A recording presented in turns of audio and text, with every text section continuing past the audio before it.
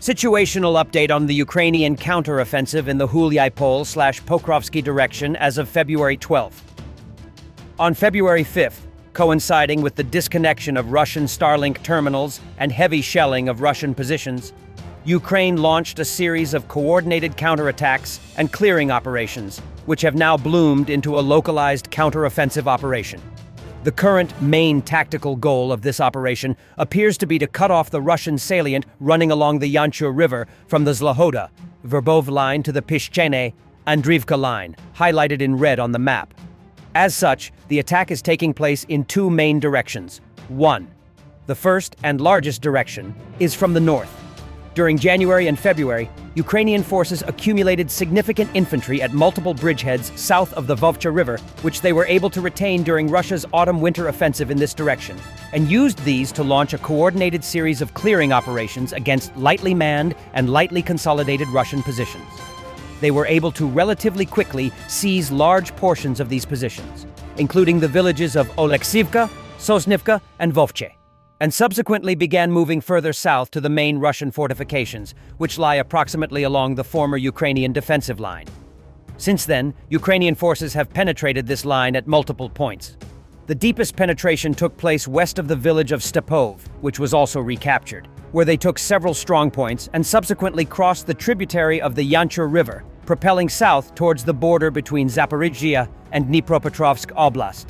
Here, they were able to recapture several tree lines and strongpoints and began pushing east and west in an attempt to broaden their bridgehead. In the east, the Ukrainians broke into the village of Kalnivska and managed to entrench in the western houses. Fighting is ongoing for the rest of the settlement. Ukrainian DRGs had already been operating here in the days leading up to this penetration. In the west, they began pushing southwest through the tree lines, in the direction of the eastern bank of the Yanchur River. Meanwhile, on left flank of this deep penetration, Ukrainian assault groups managed to break through from the newly recaptured village of Sosnivka to the Berezove-Ternove line, entering and capturing the northern part of the latter and reaching the northeastern outskirts of the former. On the right flank, they continued clearing tree line positions in the direction of Novo-Oleksandriivka. 2. The second general direction of the counteroffensive is taking place from the east. Here, the Ukrainians cannot boast of as many gains, mainly due to the fact that the Russians concentrated a significantly larger amount forces here for their offensive west of Hulyai-Pol, and are therefore much more dug in at forward positions. After recapturing Ternovat and Prydorozhnya, which occurred prior to the beginning of this counteroffensive, Ukrainian forces recaptured the neighboring village of Kosivtseve, which the Russians were unable to hold due to the loss of Ternovat. Ukrainian forces also recaptured positions in northwest of Priluki after their initial raid into the northern part of the village failed. Meanwhile, after managing to bring in significant reinforcements to the salient east of the Haichur River, which at the time was incrementally shrinking amid a crawling Russian advance, Ukrainian forces began intensively assaulting Russian positions. They were able to drive the Russians out of the southern half of Nove Zaporizhzhia, fully bringing the village back under their control, although the earlier raid on neighboring Dobropilya failed. They were also able to eliminate the Russian wedge southeast of Nove Zaporizhzhia, which had aimed to squeeze the Ukrainians out of the village, and secured several strongpoints further east in the direction of Solodki and Zlatopil. Attacks are now taking place further southeast and east. I've marked in yellow on the map where Ukraine is currently heavily shelling Russian positions and fortifications. All of the attacks from the north are taking place under extremely heavy cover from artillery, MLRS, and drones. The Ukrainian pincers are beginning to turn inwards towards the gut of the Russian salient. However, the flanks of these penetrations have not been fully secured. Notably, several Russian strongpoints remain northwest and northeast of Berezov, which are yet to be cleared and are still being shelled. Additionally, Berezov is still under full Russian control as of February 11th, while Ternov is contested. Ukrainian forces are also yet to eliminate the Russian bridgehead over the Haichur River west of Dobropilya, and have also not taken the important strongpoints east of Dobropilya to protect the push to the northeast towards the Yehorivka-Zlahoda line. I will probably make another post soon going over the tactical and strategic implications of this counteroffensive and why it is taking place.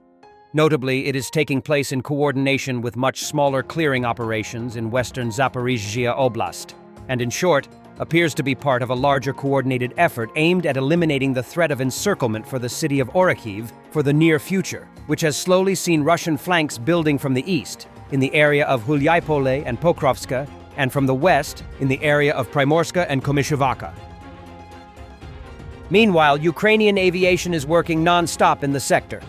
The Ukrainian Air Force carried out several airstrikes on Russian positions in the southern high-rise buildings of Stepnohirsk on the Zaporizhzhia direction, using the combination of Soviet jets and Western-supplied bombs, primarily USG Bu-39 and French AASM Hammer bombs.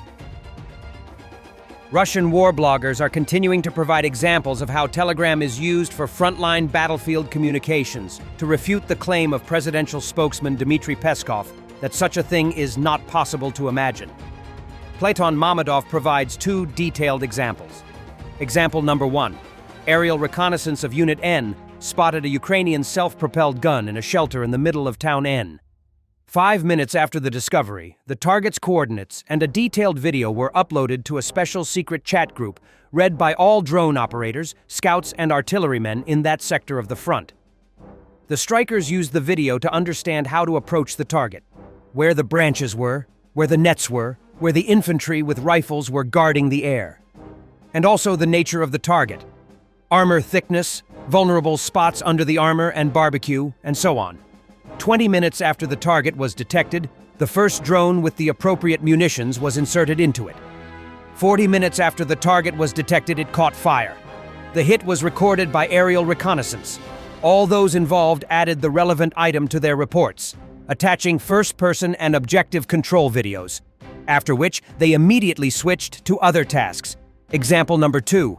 The enemy threw 2 tanks and an infantry fighting vehicle with paratroopers into the breach. One of the dozens of Mavics hovering over the line of contact around the clock spotted the armored group. Information about the incident was broadcast in real time via video. Who was driving, where they were parked, what they were doing, where our incoming attacks were heading. My attack drone was over the targets 20 minutes after their detection. By this point, one of the 2 tanks and the infantry fighting vehicle was already burning. Corpses of the landing force lay around the infantry fighting vehicle, and the surviving tank, under the rain of bullets falling on it, hastily scurried back. Not a single unit participating in the disco was identified or hit by the enemy, just as they had not been identified in the previous 2 years of the war. Despite the active use of Telegram, whose creator is something in Paris, blah blah blah, NATO. Now tell me, please, how we can achieve such results without using the internet and instant messaging.